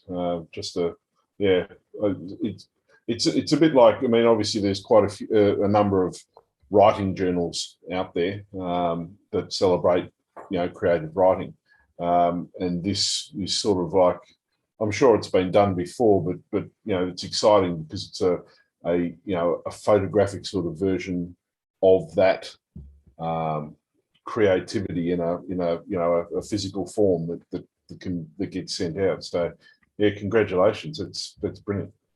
And really you've definitely nailed something as a point of difference, is that it's not full of words, it's full of photographs, and there's no f-stops and what lens and cameras, there's none of that in there. There's a little blurb from the artist about what they're trying to do, and what it means to them, and you know, the links to their work. It's definitely light on words. And I also wanted a level playing field. So when I'm looking at work, I want for everything from the seasoned artist through to someone that's created something that's still inspiring to me, and at a very, very different stage in their career, or even maybe they're even as an amateur, wherever they are in their artistic journey. It's work that really grabs me and pulls my attention, and it's not sort of it's not in the Photoshop versus not Photoshop wars. We cross all those boundaries, and all age groups, and get everyone in there. So yeah, it's very, very exciting. Yeah, I love your philosophy on including, you know, sort of people that are up and coming and whose work has grabbed you, that you've noticed maybe through your teaching and that sort of thing. And we've talked here before on the show about just how valuable someone in your position, say Len, how valuable your promotion of someone that isn't really well known is to their confidence. Like, it's just a wonderful thing. I mean, I've got my own experience of when that's happened to me, and I'm, you know, I'm certainly not in the same sort of position you are, but I'm thinking about, you know, how what I can do to help young photographers in their work in the up and coming sort of thing. And I think this journal's, you know, just perfect for that sort of platform. As you know, they can be, you know, featured just out of the blue suddenly alongside people such as yourself or Mark Littlejohn or Peter Eastway or someone like that. And I think that's a real gift that you've got, that you can give back to people as they sort of make their way through the photographic community. So yeah, great, mate. That's really good. One of the things that happened to me is that I doubted my own work for so many years, and I have these waves where I think I'm doing really beautiful and good work and all those sort of things, and then I go through, you know, depressive, anxious moments of, is it good enough? And you know, when I had a gallery, it was a classic example. I worked out what would sell, and as soon as I went out to take photographs of what I thought would sell, the quality of my work just plummeted to crap very, very quickly. And having the confidence to take work that excites you and interests you is a very, very huge thing. And it took people to actually, it was actually over in the UK where I first bumped into my heroes, David Ward, Joe Cornish, John Blakemore, Tim Parkin, who actually said to me, Len, your work's beautiful. And that was the moment that lifted off that shoulders where I could actually go, oh, how come I never felt that way in Australia? Why hadn't anyone ever said to me, hey, Len, your work is absolutely up there. It's gorgeous. And once that weight came off my shoulders about worrying about it, I could actually settle, and people who follow my work noticed my work became more Len. And I stopped worrying about what everyone else thought about it. And that got really exciting. Yeah, You've touched on an interesting sort of topic or thought process there, just in terms of how people in Australia might relate to work versus people perhaps in the UK. And then can you sort of comment perhaps on how you see different countries looking at work differently? Do you tend to find that there's maybe a different approach to looking at work depending on geographic boundaries? I don't know if I'm well enough placed to comment on that, and whether I've actually spent enough time thinking about it. I think a lot of us, we wait till we get told who we should be following and what should happen. So, social media is we get presented, and we also get hooked on the dopamine from the likes and all those sort of things, and we end up with an incredibly popular set of work.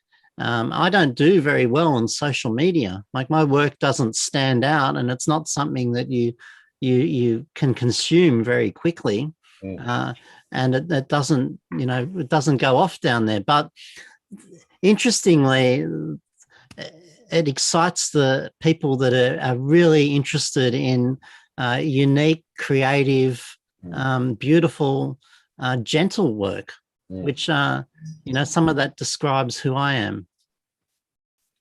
Yeah, I'm sorry, Luke, I can't answer that question. No, I was just, you never know what might come out if you put a question to someone, so I might give it a go.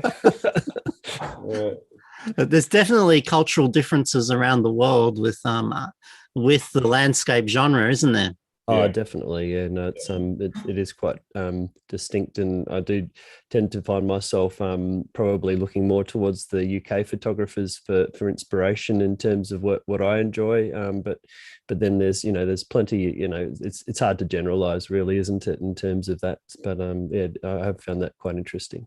Len, we've sort of already covered it retrospectively anyway, but I'd be interested to have a focused conversation on the qualities that you're looking for in an image, and what excites you specifically, or what you engage with the most, both in your own work and other people's work, just to sort of start fleshing it out maybe a little bit more.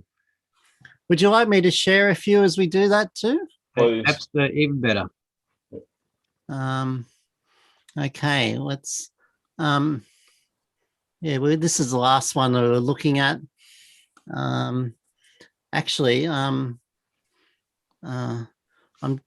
Let's just me sort myself out as we go back to that, and I just need to see where I'm up to and what I'm doing. My work suddenly goes incredibly abstract from that part of the slideshow on, so that might be a spot to finish up on. Although I suppose we're running out of time, aren't we? And we'll probably these things go very quickly. Over 10 minutes, Len. So. Here's a Tarkine photo, and this is the one that you picked to advertise the show with. And what am I looking for? Something that emotionally moves me. And above everything, when I've got the camera to my eye, it's definitely a feeling that I'm going for. It's that, oh, that's just it. That's what I'm striving for. Now, having studied composition and all those sort of things, there's a whole lot of things that are playing on my mind. So that conversation we had before about depth, atmospheric perspective, and I absolutely love photographing in the mist, and I'm out chasing it. And so here I'm excited by the layers of depth in this photograph. I'm excited by those little silhouette trees that you can see it.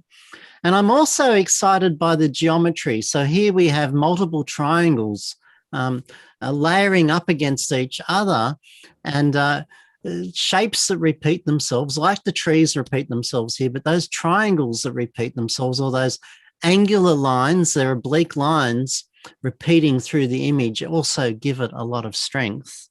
So as a monochrome photographer, I'm also looking for subject isolation. And often when I'm out with students, they'll wander past this incredibly beautiful tree, and they'll say to me, Len, there's a really gorgeous tree, and yet you're not stopping to take a photograph of it. And the answer is, well, I'm looking for the photograph. I'm not looking just for a beautiful tree. It needs to have a beautiful, clean background. It needs to maybe have some isolation. Maybe it needs to have some separation.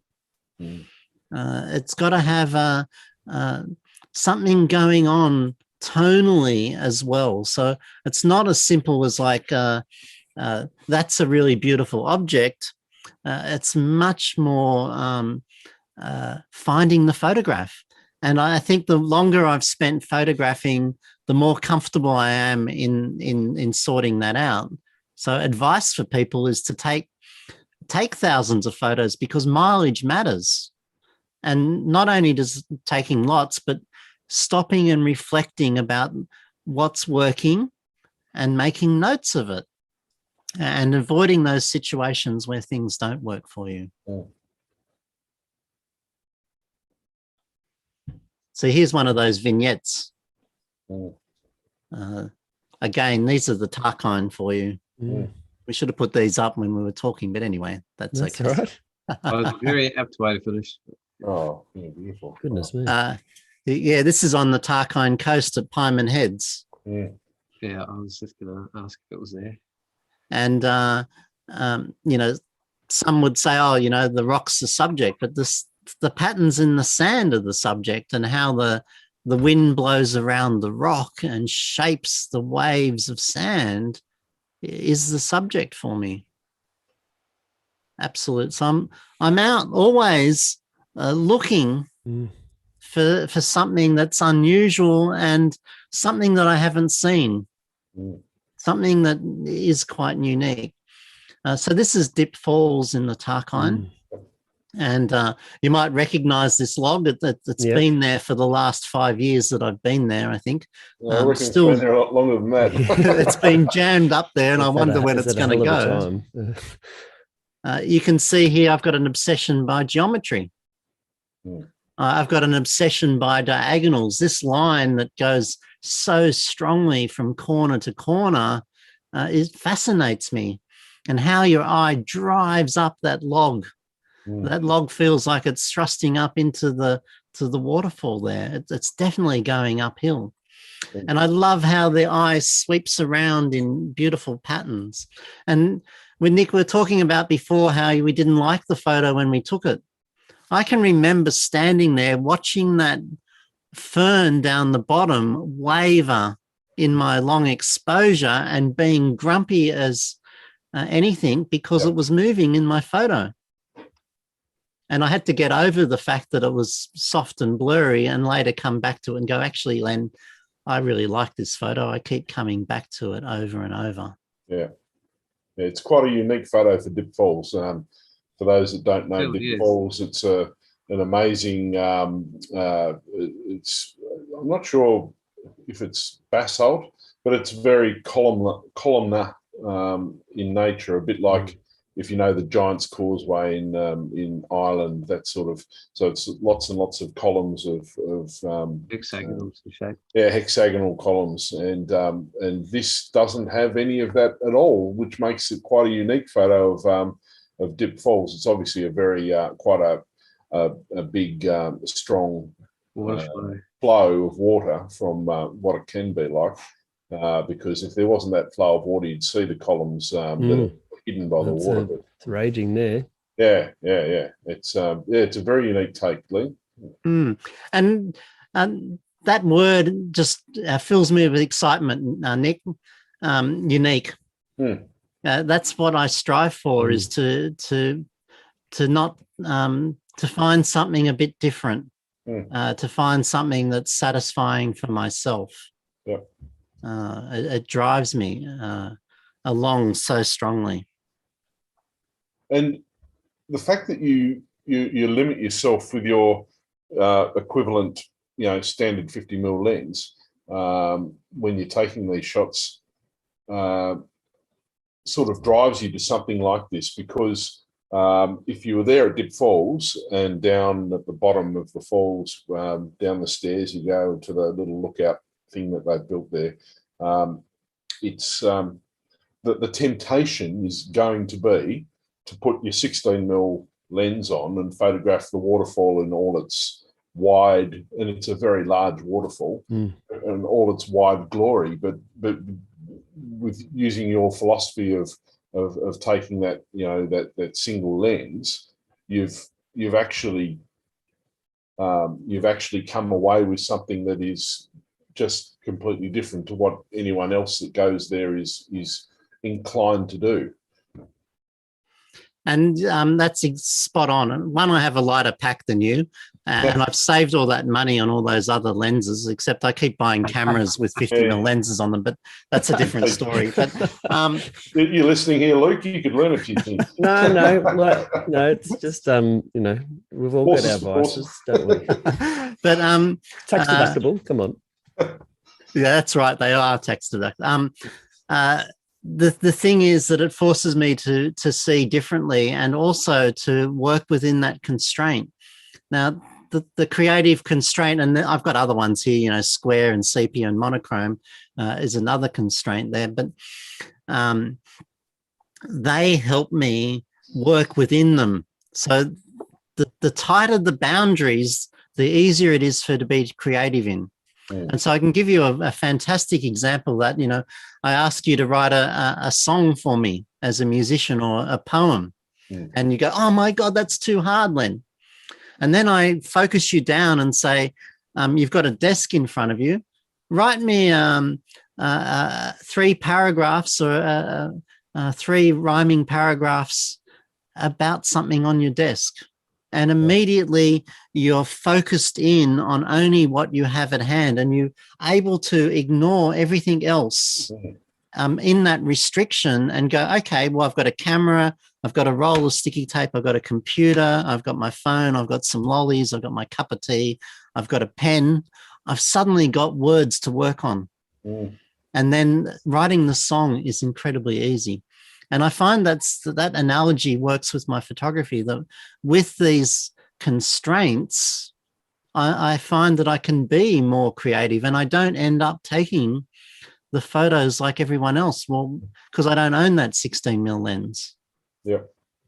Yeah, very much so. It's quite a revelation what you're talking about. I think a lot of people watching this are going to be going, oh yeah, that's a good idea. Yeah, it's fantastic. On the gear thing, just as it came up, we did have a question about your camera system of choice, Len, and Robin was wondering if you're still using your Olympus. Yeah, it's still here. Yeah, I replied to that one. Oh, okay. Yeah, no worries. Yeah. And I get tempted by marketing. I'm actually being filmed through a Panasonic S1R. I use it as my video camera, and I had a Fuji medium format for a while, but I actually keep selling them, and I keep coming back to my Olympus. And I really love it as a format. I love Micro Four Thirds. I love my work with it. people love my work. The camera doesn't matter as much as I keep thinking, or particularly as much as the marketing tells me to believe, or what other people tell me to believe as well. It's something that comes through for who you are and for your work, Len, and I find that particularly intriguing, and particularly having you on a show relative to a lot of other people is it's all about you, and it's not about the equipment or the box you're using or the lens using. It's very much the thoughtfulness and the design and the comprehension and the purpose, and I guess in some ways there's a bit of a lightness and joy that comes through some of your work too, in a way, a softness and a fluidity and a grace, and that presents to me a lot of presence. Somebody who's very, very present when they're photographing, and they're not chasing something in particular. They're allowing sort of images to arrive in the right time, in the right way. And that's not much to do with the camera itself. I do have a preference for a lens, I must admit. I have a manual focus lens, and it's got an aperture ring on it. And so one of the things that I've found that if I manually focus, I'm not reliant on the computer. And then I turn my aperture. I use a Voigtlander. I'm absolutely in love with my Voigtlander lens because it's manual. And getting rid of some of that electronic bit is incredibly helpful. But yeah, you're right. Being present is what is when the best art comes. The more I'm there in the space, feeling it, the rest of the world disappears and I'm totally immersed in it. That's when my best work arises, when I'm totally relaxed and time disappears. I had a question too, just around subject isolation and separation. Do you play also with depth of field related to aperture, or do you look more for atmospheric sort of situations, like with the mist and that kind of thing? I use whatever is available to me, Luke. And here's an example. There's no mist on this day, so I've gone to a larger aperture so that I do subject separation through the aperture, and I also do it against the sky, or whatever I can get away with to make the artwork. And I don't limit myself to one or the other. I'm a firm believer that wherever we are, there's a good photograph there. And as also being an absolute fan of Dombrovskis, when the light's good, there'll be a good photograph wherever I am. And I play both of those things in my mind over and over. Fantastic. Well, we're getting close to wrap-up time, Luke, but I just wanted to mention something, Len. We had a gentleman on from England on episode 34, a guy called Joe Rainbow. Have you heard of Joe at all? Yeah, I know Joe. Yep. Yeah, right. I thought you might, because he's an art teacher as well, and I'm feeling just as inspired listening to what you've had to say tonight as I did with Joe and his presentation. Very, very similar thoughts and philosophies, and to be frank, extremely inspiring. So I just wanted to say now just how pleased I've been, and all of us have been, of course, to have you on the show. Just fantastic, and I really encourage other people to have a look at your school, and have a look at your club, and have a look at your journal, and have a closer look at your personal work, because it really is an inspiration. And thanks so much. And sign up for my newsletter. If there's one free way to support me, is actually read and look at my work and get really excited like I do about it. And as I do, I get excited about your work too. I get excited by everyone's work. So I'm not so egocentric that it's only about me. So I'm really excited about everyone's work. But Well, thank you very come much, through because from that's the what I drawing. hope to be. I love being an inspiration for people. Absolutely. Well, thanks so much for joining us. We'll add some links to the description on the YouTube video. So keep an eye out for the update on that description if you're looking for some links, or I'm sure if you can just Google Len Metcalf and you'll find plenty of information straight up. With that, thanks so much for joining us, Len. And there's plenty more Len on the internet if you want to find him. Have a good one, everybody. And we'll see you again next week. Catch you later. Absolute pleasure, Len. Thank you Thanks, for having Len. a real pleasure.